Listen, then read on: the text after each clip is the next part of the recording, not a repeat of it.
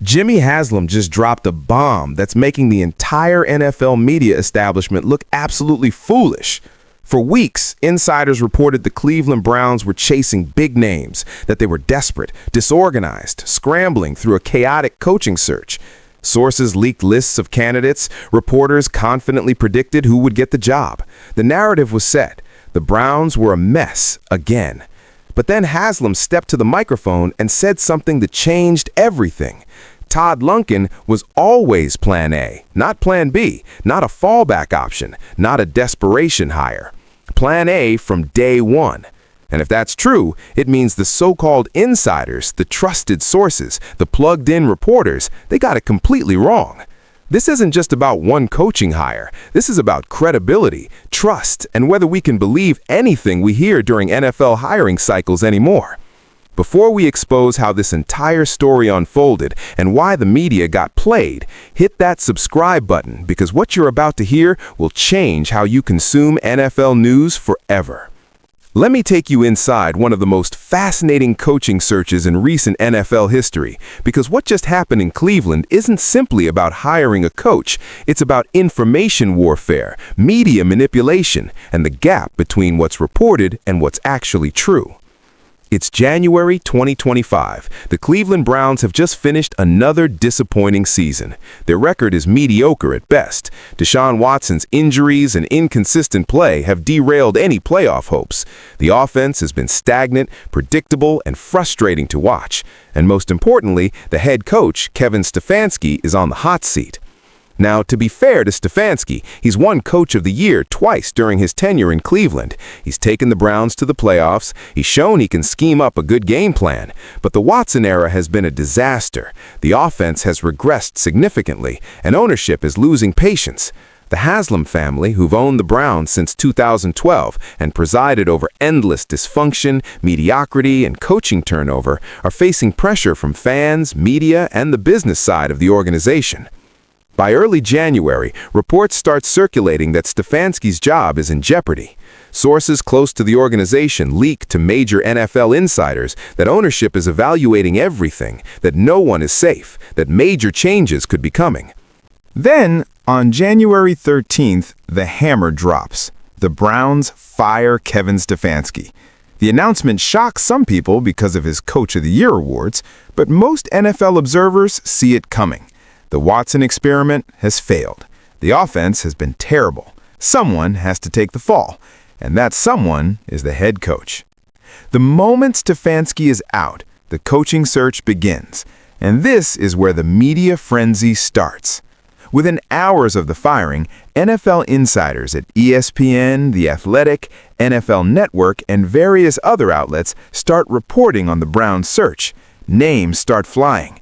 Ben Johnson, the Detroit Lions offensive coordinator who's been the hottest coaching candidate for 2 years running, is immediately linked to Cleveland. Mike Vrabel, the former Tennessee Titans head coach with a proven track record, is mentioned as a top target. Aaron Glenn, the Lions defensive coordinator, gets thrown into the mix. Even college coaches like Kalen DeBoer from Alabama are speculated about. The reports come fast and confident. Sources say the Browns are targeting Ben Johnson. Cleveland is expected to interview Mike Vrabel this week. The Browns are prioritizing offensive minds to fix the Watson situation. ESPN's Adam Schefter, one of the most connected reporters in football, tweets updates about the Browns search. He reports that Cleveland is casting a wide net, that they're looking at both offensive and defensive coaches, that ownership wants someone who can immediately fix the offense and develop a plan for Watson or his replacement. The Athletic publishes a deep dive on the Browns search, listing at least 8 serious candidates and ranking them by likelihood. Ben Johnson is number 1 on their list. Mike Vrabel is number 2. Todd Monken, the Browns' current offensive coordinator, is listed as a potential internal candidate but ranked 6th or 7th, behind multiple external options. This narrative solidifies quickly. The Browns are looking outside the building. They want a fresh start. They want a big name to energize the fan base and convince everyone that this time, finally, the Browns are serious about winning. Cleveland fans consume all this information hungrily. Message boards light up with debates about who should get the job. Social media is flooded with mock-ups of Ben Johnson and Brown's gear, speculation about what kind of contract Mike Vrabel would command, arguments about whether the Browns should go offensive or defensive with their hire.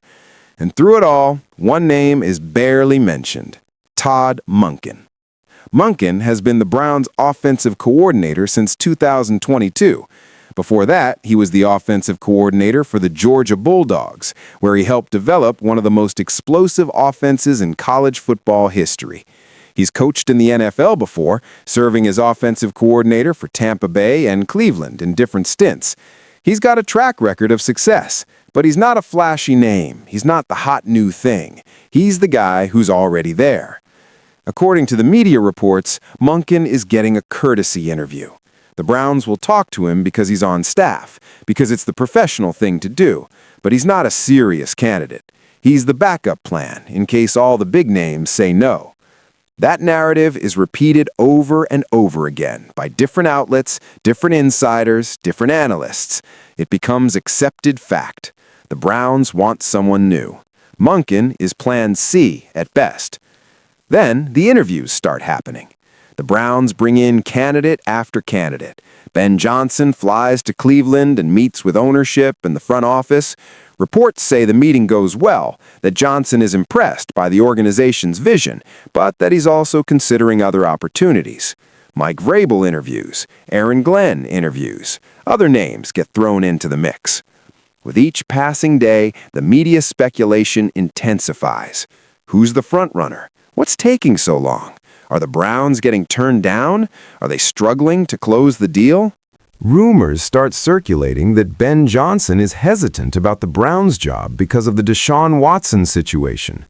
Sources say he's concerned about being handcuffed to a quarterback who's owed massive guaranteed money but hasn't played well. Other reports claim Mike Vrabel wants full control over personnel decisions, something the Browns' front office isn't willing to give up.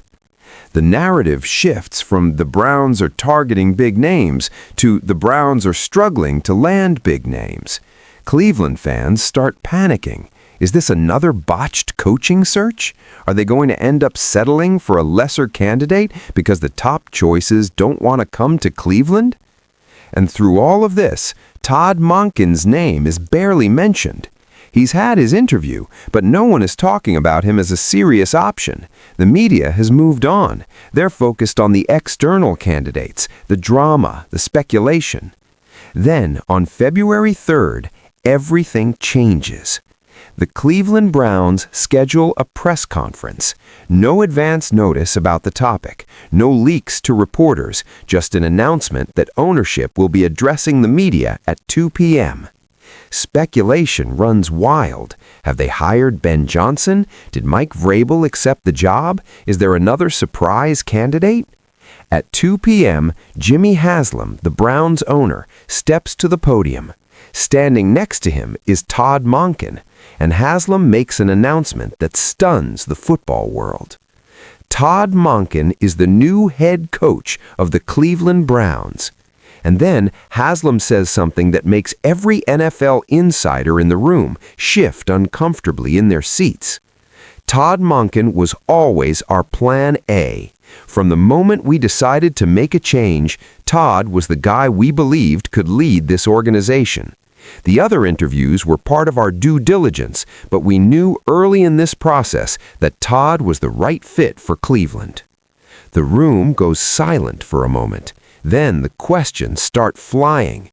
If Monken was always plan A, why did it take 3 weeks? Why interview all those other candidates? Why let the media report that the Browns were targeting external hires if the internal guy was the choice all along? Haslam handles the questions calmly. He explains that the Browns wanted to be thorough, that they owed it to the organization to explore all options, that they interviewed excellent candidates but ultimately confirmed what they already believed. Monken was the best choice. Jimmy Haslam just dropped a bomb that's making the entire NFL media establishment look absolutely foolish. For weeks, insiders reported the Cleveland Browns were chasing big names, that they were desperate, disorganized, scrambling through a chaotic coaching search. Sources leaked lists of candidates. Reporters confidently predicted who would get the job. The narrative was set. The Browns were a mess again. But then Haslam stepped to the microphone and said something that changed everything. Todd Monken was always plan A, not plan B, not a fallback option, not a desperation hire. Plan A from day one. And if that's true, it means the so-called insiders, the trusted sources, the plugged-in reporters, they got it completely wrong. This isn't just about one coaching hire. This is about credibility, trust, and whether we can believe anything we hear during NFL hiring cycles anymore. Before we expose how this entire story unfolded and why the media got played, hit that subscribe button because what you're about to hear will change how you consume NFL news forever. Let me take you inside one of the most fascinating coaching searches in recent NFL history, because what just happened in Cleveland isn't simply about hiring a coach. It's about information warfare, media manipulation, and the gap between what's reported and what's actually true. It's January 2025. The Cleveland Browns have just finished another disappointing season. Their record is mediocre at best. Deshaun Watson's injuries and inconsistent play have derailed any playoff hopes.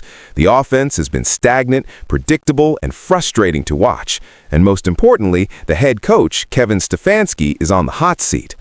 Now, to be fair to Stefanski, he's won Coach of the Year twice during his tenure in Cleveland. He's taken the Browns to the playoffs. He's shown he can scheme up a good game plan.